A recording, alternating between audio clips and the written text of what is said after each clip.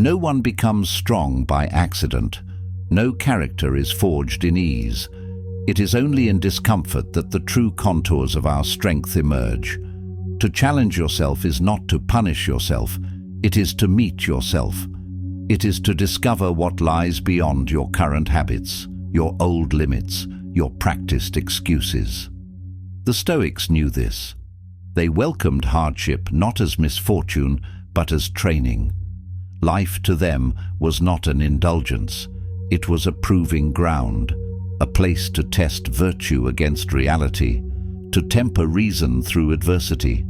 Challenge is not a detour in life, it is the path itself. You will not stumble into discipline. You will not drift into wisdom. Growth requires engagement. It demands conscious opposition to your comforts. It insists on disruption of routine. The person who avoids challenge avoids their own potential. The person who embraces it steps forward with a sword in hand, ready to shape themselves with each swing. The world will offer you two choices every day: the easy road that asks nothing of you, and the difficult road that demands your soul. The easy road will leave you unchanged. The hard one will shape you into someone you can respect. This is what it means to challenge yourself, to walk willingly into what others avoid, because you see what it can make of you. The hard path strips away your illusions. It reveals your fractures, but it also reveals your fire. Seneca once said, "Difficulties strengthen the mind as labor does the body." That is not poetic sentiment, it is practical instruction. Every obstacle, every struggle, every voluntary hardship is a step toward mastery. Every time you say no to the path of least resistance, you say yes to becoming someone worthy of trust, your own trust. The Stoic doesn't wait to be tested. They seek out the test. They know that without resistance they rust. Without effort, they erode. The will, like the body, decays without friction. Challenge is not the enemy. It is the architect. To challenge yourself is to agree to grow. Not because you hate who you are, but because you believe in who you could be. You are not at war with yourself. You are at work on yourself. So, let this video be a call to self-honor. Not to needless suffering, but to necessary sharpening. Not to theatrics, but to quiet transformation. If you wish to grow, then you must face the forge. And the forge is challenge. It is repetition. It is deliberate resistance. It is enduring the discomfort that teaches you what ease never could. Let us begin. Chapter 1. The Comfort Trap. Comfort is the most seductive prison. It doesn't lock the doors, it makes you forget the doors exist. Modern life offers endless ways to avoid friction. We outsource effort, we chase convenience, we insulate ourselves from anything that stings. Our days become padded with ease and softened by distraction, numbing us to the sharpness of real living. We create routines that revolve around avoidance, mistaking the absence of discomfort for peace. But peace is not the absence of difficulty, it is the strength to endure it. Growth does not come from ease, it comes from friction, from strain, from stretch. Challenge is the stimulus for strength. As the body requires resistance to build muscle, so does the soul require tension to build virtue. The Stoic understood that to be alive is to be tested. Marcus Aurelius wrote, "The impediment to action advances action. What stands in the way becomes the way." That is not metaphor, it is instruction. If comfort is your God, discomfort becomes your enemy, and anything you fear controls you. To challenge yourself is to make discomfort your ally. This does not mean seeking chaos, it means seeking clarity through effort. It means understanding that challenge is not something to be feared, but something to be used. When you choose to wake up early, you are confronting laziness. When you choose the difficult conversation, you are confronting cowardice. When you choose the hard road, you are confronting weakness. These are not acts of punishment, but of purpose. You are not avoiding ease because you enjoy struggle. You are choosing difficulty because you value growth more than convenience. Comfort makes you soft, not only in body, but in will. It makes you reactive instead of proactive. It dulls your instincts, erodes your edge, and whispers to you that good enough is enough. It teaches complacency in place of creativity and contentment in place of courage. Comfort can slowly dissolve your standards, convincing you that consistency is optional and that discipline is negotiable. The Stoic doesn't seek to eliminate all comfort, but to rule over it. They understand that a mind at ease too often becomes a mind atrophied, and a mind atrophied cannot rise when the world demands strength. It cannot face crisis with clarity or carry others with steadiness. Comfort is not the enemy, but our relationship with it often is. The problem begins when comfort becomes the default, not the reward. When ease becomes the routine and effort becomes the exception, decline begins. The Stoics' aim is not to live in hardship, but to be unsoftened by luxury. It is to master comfort, not be mastered by it. So challenge comfort. Question your preferences. If your first instinct is to avoid effort, pause and consider why. Begin replacing reflexive ease with thoughtful effort. Turn routine into discipline. Set small personal rules. Finish what you start. Delay gratification. Speak your mind with tact. Move your body even when you don't feel like it. These principles seem simple, but living by them consistently separates strength from stagnation. They are the daily drills that build self-command. Comfort will try to sell you the illusion of safety, but the Stoic knows that safety without strength is a trap. Security that makes you weak is not security, it's sedation. Growth begins at the first point of resistance, and that resistance is often the thing you most want to avoid. That moment when you hesitate, when you shrink, when you rationalize, there lies your edge. And the Stoic doesn't step away from that edge. They lean into it, because they know that on the other side is the person they are meant to become. In practice, this means choosing the slightly harder option again and again until it becomes second nature. Wake up early instead of sleeping in, even on weekends, to train your willpower to act before comfort has a say. Exercise and work out a minimum of 15 minutes a day, not because the number itself matters, but because it proves that movement beats stagnation. Walk instead of drive, not only to condition your body, but to condition your patience, your endurance, your awareness. Cook instead of order, not just for health or savings, but to remind yourself that effort matters, that convenience isn't always the higher value. Speak instead of avoid, because silence in fear is a slow erosion of self. Face the moment, even when it trembles your voice. These small acts seem trivial in isolation, but when practiced daily, they accumulate into something powerful. They become your inner gym, your self-designed boot camp, your deliberate revolt against softness. Challenge is no longer an interruption. It becomes the fabric of your habits. Over time, your tolerance for challenge grows. Not only do you bear difficulty, you begin to anticipate it. You meet the day with presence, not dread. You start to prefer the hard-earned win over the easy applause. Your sense of self deepens. You begin to trust your own word, respect your own effort, and depend on your own consistency. You become someone who doesn't flinch when life gets sharp, because you've trained in the cutting room. You've chosen the blade before it was ever turned against you. Chapter 2. The Internal Opponent. The greatest battle is not outside of you, it is within. The opponent you must defeat is not some external enemy. It is the voice that says, "This is good enough." The voice that whispers, "You've done a lot already." Rest, it is the subtle narrative of comfort, the soft arguments of procrastination, the quiet compromises of the self. Epictetus taught, "No person is free who is not master of themselves."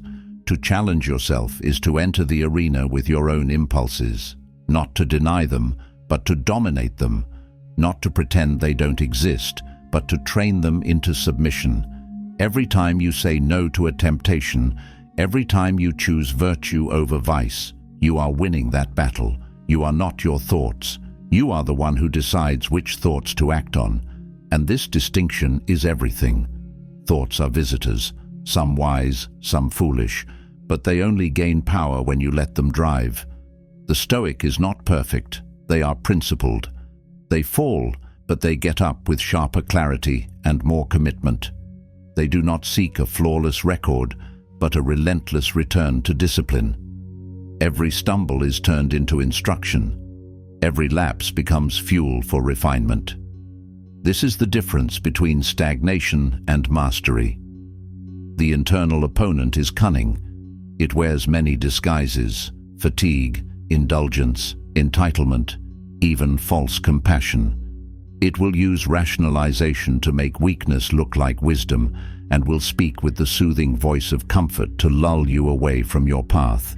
It will whisper that you're tired, that you've done enough, that just this once you can let the standard slide. It will speak in your own voice, using your own language, twisting your values into excuses. It will promise you ease and call it healing, offer you delay and call it patience, seduce you into pause and call it self-care. And often it will come dressed as empathy for yourself, but only to keep you stuck. It will tell you that you've done enough, that this one exception won't matter, that rest is deserved when what's really needed is resolve. It will use emotional exhaustion, even the illusion of kindness, to seduce you into pause when movement is vital. It will offer you comfort precisely when discomfort is required. It will grant you permission to lower your standard, because it knows that once your standard is negotiable, your path becomes breakable. But you must meet it with strength, not brute force, but unshakable purpose. Real strength is not the absence of struggle, but the consistent choice to rise through it. The Stoic doesn't muscle their way through every obstacle. They outlast it, outthink it, and outdiscipline it. Their purpose is not loud, but unwavering. It is the steady beat beneath every action, the reason they continue when motivation evaporates. Their strength is built not on extraordinary bursts of effort, but on ordinary effort done consistently, even when it feels thankless. You must remind yourself why you started, on the days you don't feel like continuing, especially on those days. The memory of your initial fire must be reignited, stoked by reflection, and realigned with your long-term aim. You must reconnect to the future you're building, the virtues you're shaping, and the higher standard you are committed to living by, not once, but repeatedly. Because every day tries to make you forget. Every distraction, every detour, every minor indulgence pulls at your resolve. The world does not train your will, it erodes it unless you hold fast. You must return again and again to the question, what kind of life do I want to die having lived? This is not a poetic question. It is a compass. It is a threshold for every decision, a filter for every temptation, a mirror that reflects your direction. Ask it when you're tempted.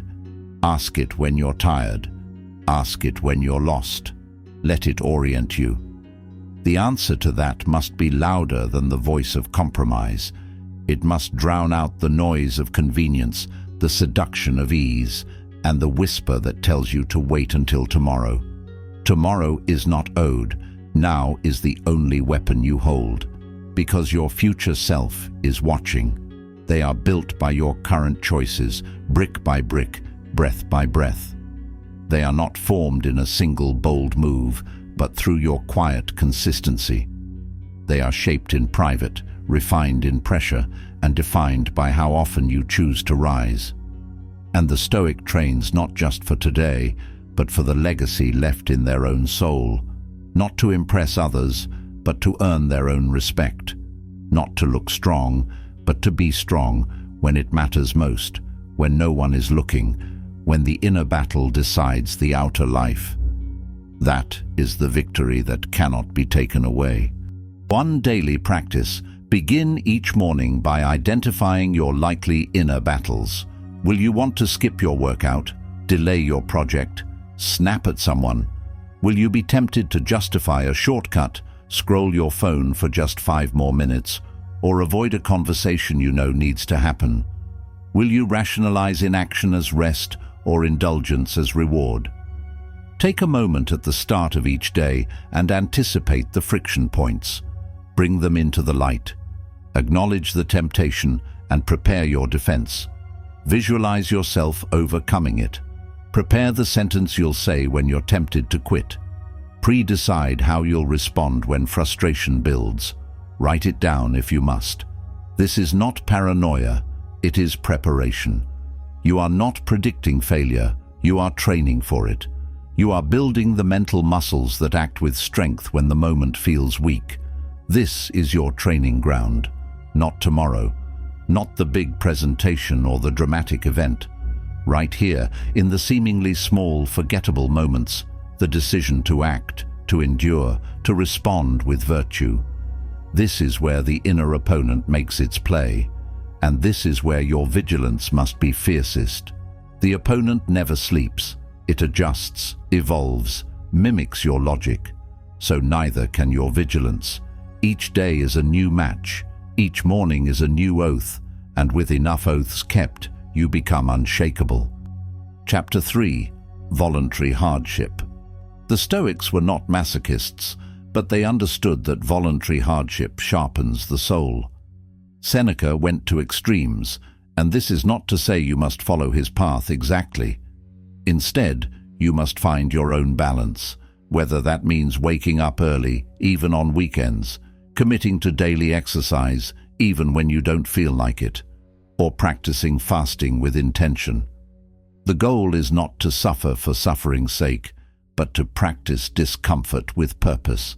Seneca would sleep on the floor. He would fast. He would wear simple clothing. Why? Not because he needed to suffer, but because he wanted to remain free. Free from the fear of poverty.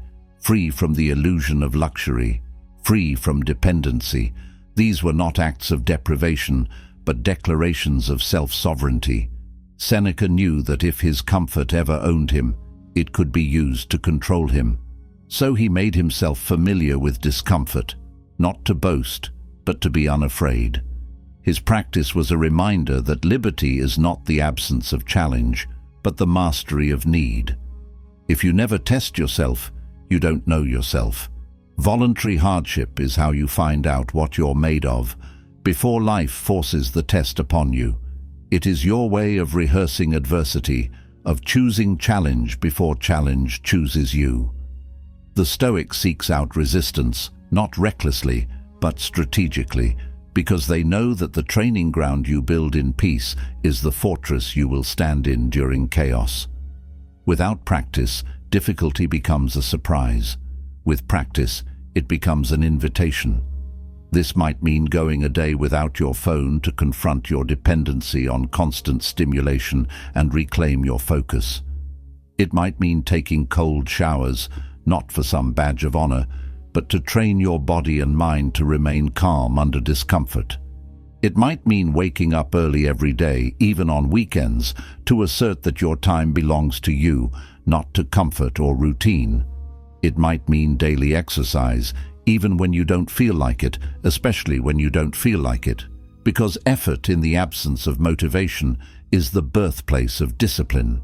It might mean fasting with intention, not for the sake of image, but to teach yourself that hunger is not an emergency and that you are stronger than your cravings.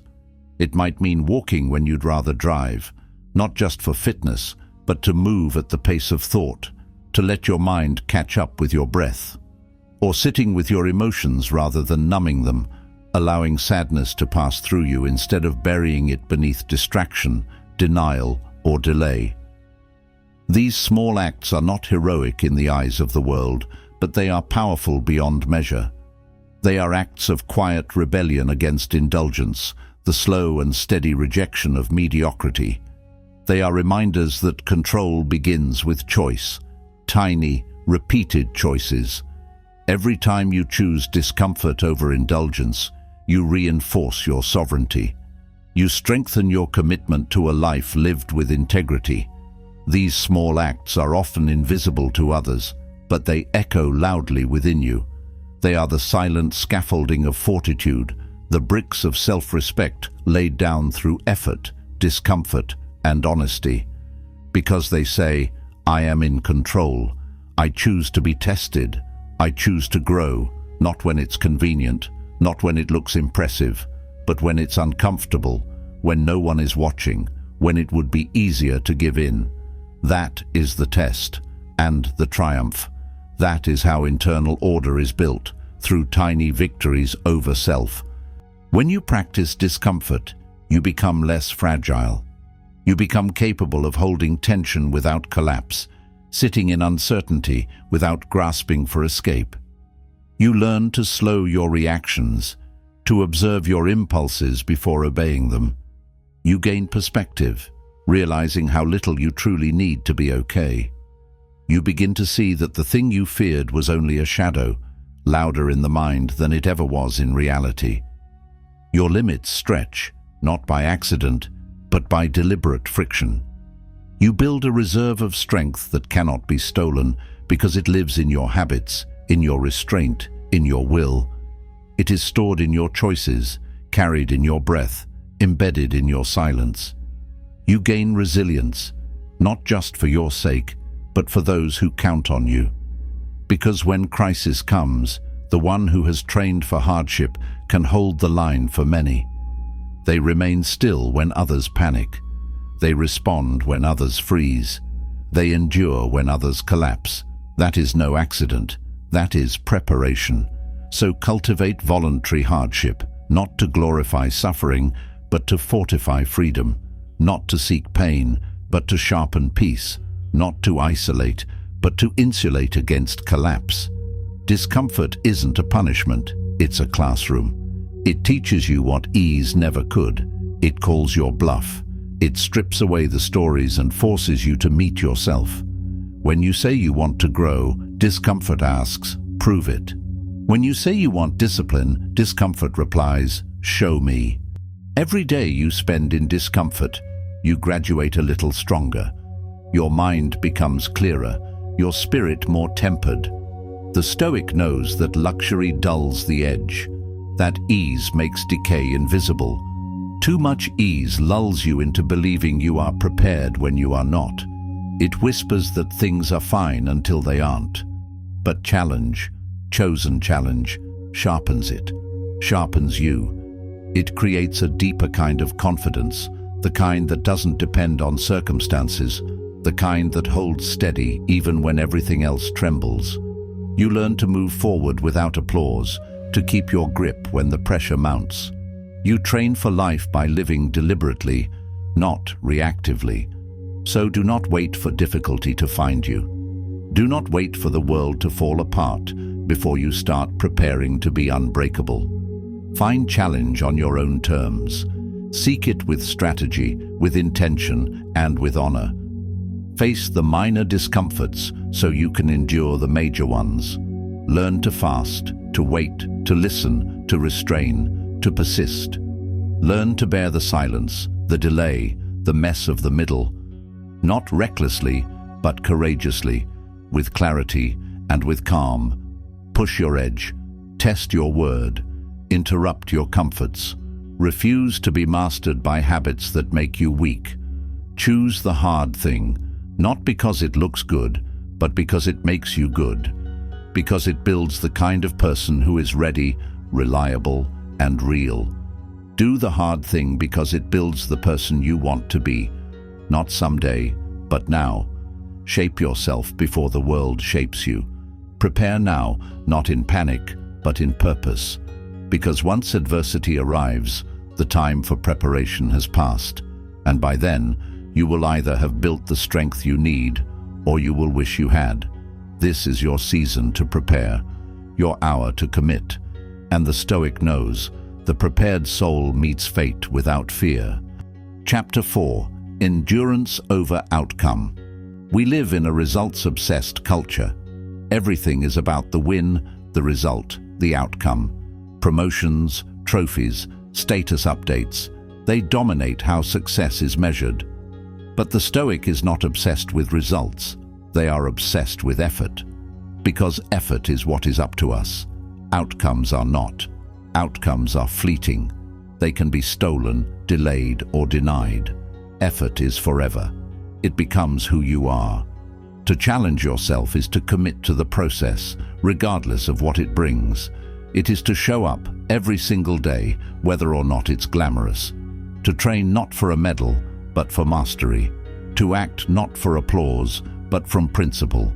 The Stoic finds pride in perseverance, in repetition, in showing up, not because it's rewarding, but because it's right. They understand that discipline is not a one-time event. It's a lifelong posture, a way of being, a contract you renew with yourself at every sunrise. True mastery is built in obscurity. It is forged in early mornings, in quiet hours, in unseen choices. The Stoic understands this. They know that real growth doesn't seek attention. It seeks precision, consistency, and patience. Mastery does not crave credit. It craves honesty. It grows not in the noise of recognition, but in the silence of self-respect. When you base your identity on outcome, you ride the highs and lows of luck. Your value becomes hostage to results, and you lose stability in the storms of life. But when you root yourself in effort, you become grounded, consistent, unshakable. Marcus Aurelius reminded himself, just that you do the right thing. The rest doesn't matter. This is power. This is freedom. It is the clarity to know what is yours to control and the grace to release what is not. When you detach from outcomes, you gain total command over your actions. You stop being manipulated by wins or losses. You stop being paralyzed by fear. You become driven by discipline. And in that space, between what you control and what you release, you find peace, you find presence, you find self-respect. This doesn't mean apathy, it means alignment. You still care, you just care differently. You care first about being excellent, about doing your part with excellence and leaving the rest to fate. You stop measuring your worth by metrics that shift and start defining it by the depth of your effort and the clarity of your intent. It means learning to measure success by your effort, your integrity, your courage, rather than applause, likes, or praise. It's a shift from ego to essence, from performance to principle, from fleeting validation to timeless virtue. You trade short-term approval for long-term self-respect. You stop chasing recognition and start embodying responsibility. So define your standards by what you give, not what you get. Set goals rooted in action, not recognition.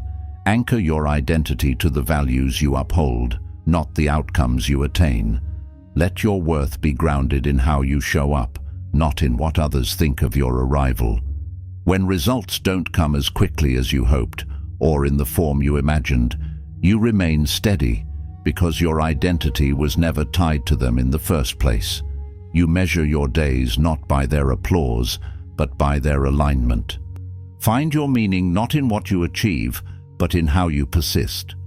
In the depth of your honesty, the consistency of your discipline, and the strength of your choices when no one is watching.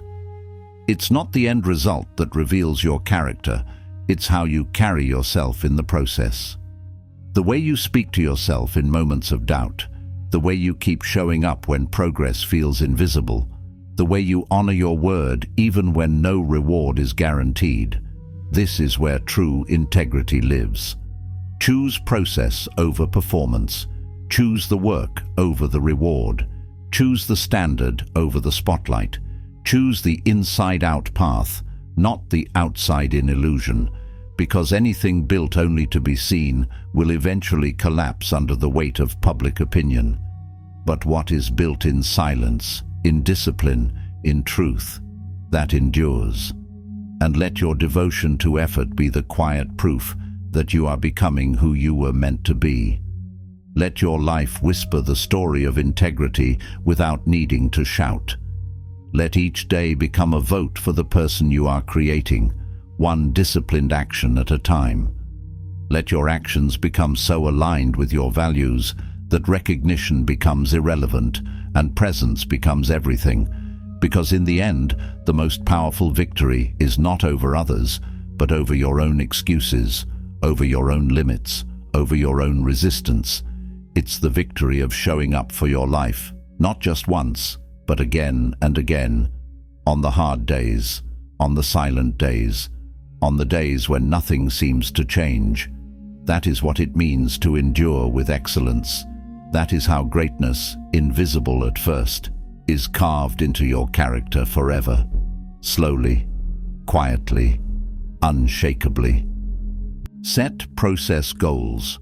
Not lose 10 pounds, but work out 5 days a week. Not publish a book, but write 500 words daily. Not be more confident, but speak up once per meeting.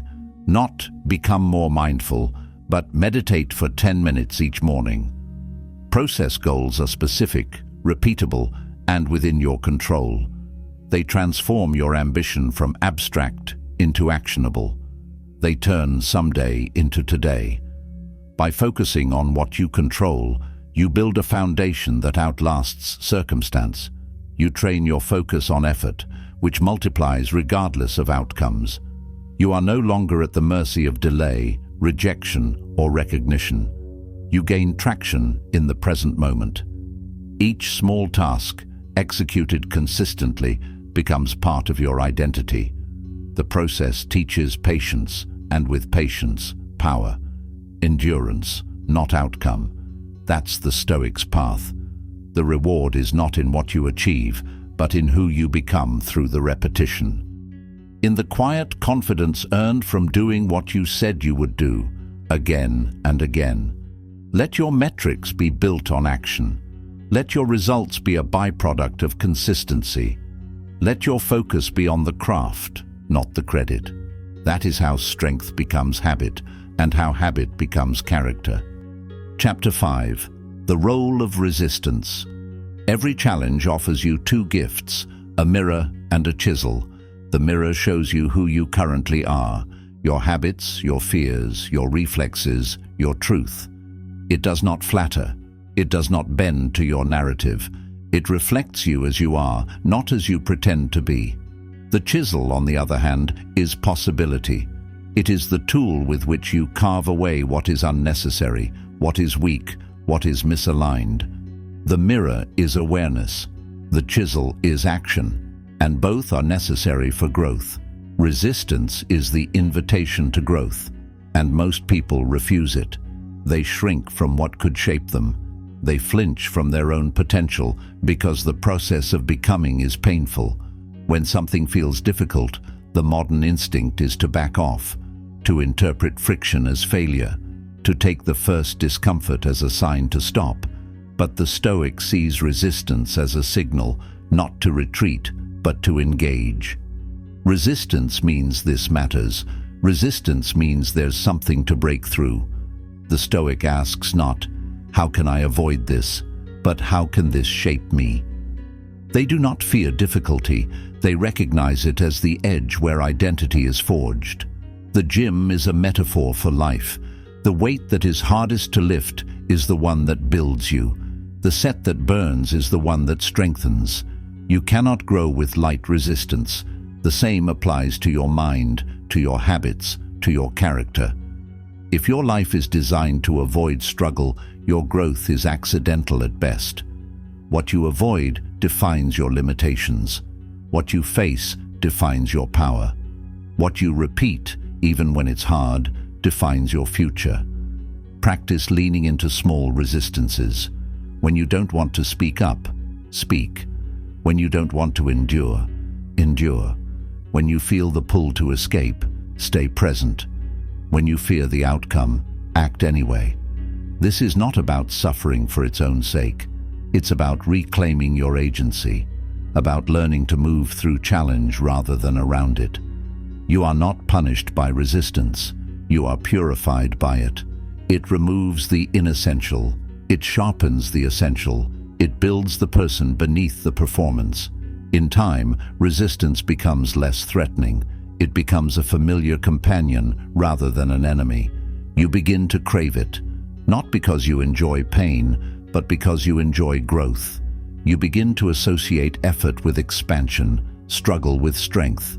You become the kind of person who runs toward what others run from, not recklessly, but intentionally, because you know what's on the other side. And that, the Stoic knows, is how transformation begins, not in victory, but in resistance willingly met. Chapter 6. Train the mind, not just the body. Physical strength is visible, measurable, celebrated, but mental strength is often overlooked, and yet it is the mind that commands all else. It is your thoughts that shape your actions, your perceptions that color your world, your inner narrative that defines what's possible. To challenge yourself, you must train your thinking. You must shape your mindset, not just your routine, because a powerful mind can carry a tired body, but a weak mind will sabotage even the strongest one. The Stoics understood that suffering is often mental. We are disturbed not by events, but by our interpretations of them. It's not things themselves that disturb us, wrote Epictetus, but our judgments about those things. That is why mental discipline is at the heart of Stoic training. Your mind is the filter through which all experience flows. If the filter is clean, you respond. If it is cloudy, you react. If it is cracked, everything distorts. Training your mind means interrogating your thoughts. It means noticing when you catastrophize, when you exaggerate, when you assume the worst. It means asking, is this true? Is this useful? Is this mine? Or something I've absorbed without question? It means replacing reaction with reflection and knee-jerk instinct with calm response. Training your mind is not detachment, it's command. It's not about becoming emotionless, but about becoming emotionally intelligent, about owning your emotions rather than being owned by them. Each morning, take 10 minutes to review your values. Remind yourself what matters. Prepare for what may test you. This is not pessimism, it's preparation. It's armor for the day ahead. This simple ritual shifts your energy from reactivity to intention. It reminds you that while you don't control everything, you always control how you meet it. The Stoics called this premeditatio malorum, preparing for hardship not to worry, but to strengthen. As the body is strengthened through resistance, so is the mind. Practice stillness, practice silence, practice concentration. Do hard mental things. Read dense material, sit with boredom, reflect on your behaviors, delay your gratification. These are your mental pull-ups. These are your intellectual sprints and emotional deadlifts. And they count just as much, perhaps more, because the strongest people are those who rule themselves when the world is most chaotic. Chapter 7. Purpose makes pain bearable. Challenge for its own sake can become cruelty, but challenge with purpose becomes fuel. The Stoic knows that meaning transforms suffering into sacrifice. Without a reason, difficulty breaks you. With a reason, it builds you. Viktor Frankl, a Holocaust survivor, carried the same spirit. He said, "Those who have a why can bear almost any how." The Stoics would agree. When Marcus Aurelius wrote to himself in his darkest moments, he returned to purpose, to duty, to virtue, to reason. These were the roots that kept him anchored. When the world spun into chaos, he grounded himself in what was internal and unshakable. He wrote not for others, but for himself, to remember, to recenter, to return. Purpose is the compass in the storm, the still voice that keeps you moving when the noise around you gets loud. Without it, effort feels empty. With it, even the hardest task becomes meaningful. Purpose is not a luxury, It is a necessity for endurance. It is not a banner you wave when times are easy. It is the anchor you hold when the waves rise. When you set out to challenge yourself, don't do it arbitrarily. Define your aim. Get specific. Ask yourself, what am I building? Not just in terms of achievements, but in terms of character. Who am I becoming? Not just in the eyes of others, but in the mirror of my own conscience. What do I want to be capable of, mentally, emotionally, spiritually, even when no one is watching? Purpose is not a vague concept. It must be wrestled with, clarified, and rooted in values that hold up under pressure. You must not only name your why, you must guard it, feed it, revisit it regularly. Once you find your purpose, anchor your challenge to it. Tie your difficult goals to something greater than comfort. Remind yourself why you do the hard thing, not just in the high moments of inspiration, but in the low valleys of exhaustion. Let your why shine brighter than your resistance. Let it become the compass you consult when fatigue whispers, when fear shouts, when apathy creeps in. That's how you endure when motivation fades. That's how you survive the low days. Purpose turns difficulty into devotion, pain into persistence, effort into offering. It turns your burden into your mission and your setbacks into stepping stones. So identify your mission. Write it down in bold letters where you'll see it often. Speak it daily until it becomes part of your language and then part of your instinct. Return to it when you are tired. Reflect on it when you feel lost. Purpose is not fluff. It is structure. It is discipline in disguise. It is what pulls you out of bed, what carries you through discomfort, and what lifts you after failure. Purpose is the scaffolding of your soul, the invisible framework that holds your actions accountable to your ideals. And it's the only thing strong enough to carry you through every storm, every setback, every silence. Without it, challenge crumbles into suffering. With it, suffering sharpens into strength. With it, even the impossible begins to look like preparation for something greater. Chapter 8. Fail forward, rise stronger. You will fail. That is not a warning, it's a fact. It's part of the path, not a detour from it. Failure will meet you on the way to any meaningful goal, but failure is not defeat unless you let it stop you. The Stoics saw failure not as a curse, but as a teacher. It strips you of illusion. It refines your aim. It reveals your blind spots. It humbles your ego and points you toward what must be strengthened. Failure clears away what is flimsy. It leaves only what is real. Don't be ashamed of needing help, said Marcus Aurelius. Like a soldier storming a wall, you have a mission to accomplish. And if you've been wounded and need a comrade to pull you up, so what? These words carry the spirit of the Stoic, someone more committed to progress than perfection. Asking for help is not weakness, it's wisdom. It means you care more about your mission than your pride. Failure, in this sense, is sacred, because it gives you a chance to choose again, wiser this time, stronger, more aligned with who you want to be. Every failure is feedback, every stumble is a signal. If you pay attention, it will teach you more than any success ever could. It teaches humility. It reveals what's incomplete.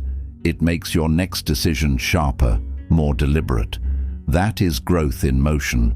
So when you fall short, do not spiral. Ask, what did this teach me? What weak spot was revealed? What habit must I change? What belief did this expose? Then stand up and continue. Your value is not erased by falling. It is revealed by your recovery. You are not the failure. You are the one rising in its aftermath. In daily life, this means tracking your missteps not as shame, but as signals. Keep a journal. Document what triggered you, what you avoided, what you failed to execute, where you lost focus, where you lost composure. Then, with clarity, not judgment, adapt. Make a new plan. Take a new step. Speak truth to yourself gently but firmly. That's how the Stoic fails, forward and with grace, not with excuses, but with self-examination, not with regret, but with responsibility, and always with the will to begin again. Chapter 9. The Daily Test. Challenge is not always dramatic. Often, it's invisible. It hides in the overlooked places, in the tone of your voice when you're frustrated, in the posture you hold when no one's watching, in the choice to stay present when distraction is easier. The daily test of discipline, kindness, courage, patience. This is where the real battle is fought, not in the public eye, but in the quiet creases of your routine. The Stoic trains not for the grand stage, but for the ordinary hour, not for the spotlight, but for the shadowed moment. They know that every interaction is a chance to train virtue. Every inconvenience is a test of poise. Every impulse is an opportunity for mastery. It's not just how you act when things are hard, but how you act when things are tedious. Excellence is not an act. It's a habit shaped in the repetition of the small. So how do you meet the daily test? By becoming mindful of the mundane, by treating every action, brushing your teeth, answering the phone, walking down the street, as an arena for excellence. Let your ordinary routines become rituals of self-respect. Let your small acts carry the weight of your highest values. As Epictetus said, first say to yourself what you would be, and then do what you have to do. That is the Stoic code. Clarity followed by commitment. Every day is a classroom. Every moment is a mirror. The interruption is the lesson. The irritation is the test. The delay is the training ground for your will. And the Stoic sees life not as a grind, but as a gym, a place to train courage when delayed, humility when praised, stillness when provoked. No moment is too ordinary to matter. The mundane is sacred because it is where character takes root. If you want to challenge yourself, begin right now, not later, not tomorrow. Begin with what is in front of you. Begin by doing this hour well, not flawlessly, but fully, with intention, with care, with presence.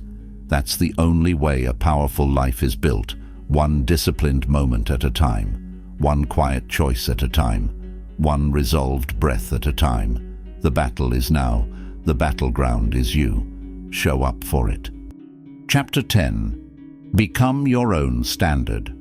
The highest form of strength is self-accountability, not comparison, not competition, but living by your own chosen standard, one rooted in reason, virtue, and truth. It is the power to evaluate yourself honestly, not through the lens of others, but through the lens of who you aspire to be. This is rare strength, the quiet kind, the kind that doesn't need attention to be real. The Stoic doesn't ask, "Am I better than others?"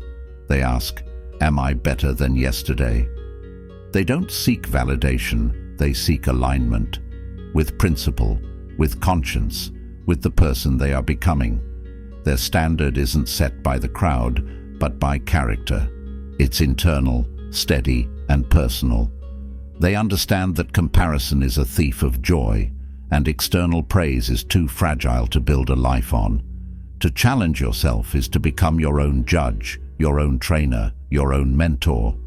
It is to demand more, not because you're unworthy, but because you know your worth. It is to rise, not for attention, but for integrity. It is to set the bar where your potential lives, not where your habits currently sit. You must be tough enough to call yourself out and compassionate enough to help yourself improve. That's what true strength looks like. There is no one-size-fits-all path. Each person's terrain is different, shaped by upbringing, temperament, struggle, and opportunity. Your strengths and weaknesses, your habits and hopes, your fears and your dreams, these all combine into a uniquely demanding landscape. But there is one universal requirement. You must choose to rise when it's easier to rest. You must choose action when your instincts beg for delay. You must speak truth when silence feels safer. You must hold yourself to the standard you admire, not just the one you can get away with. That standard is your quiet signature. It's what you stand for in silence and what you live by when no one is watching. It becomes your invisible oath, repeated not in words, but in habits.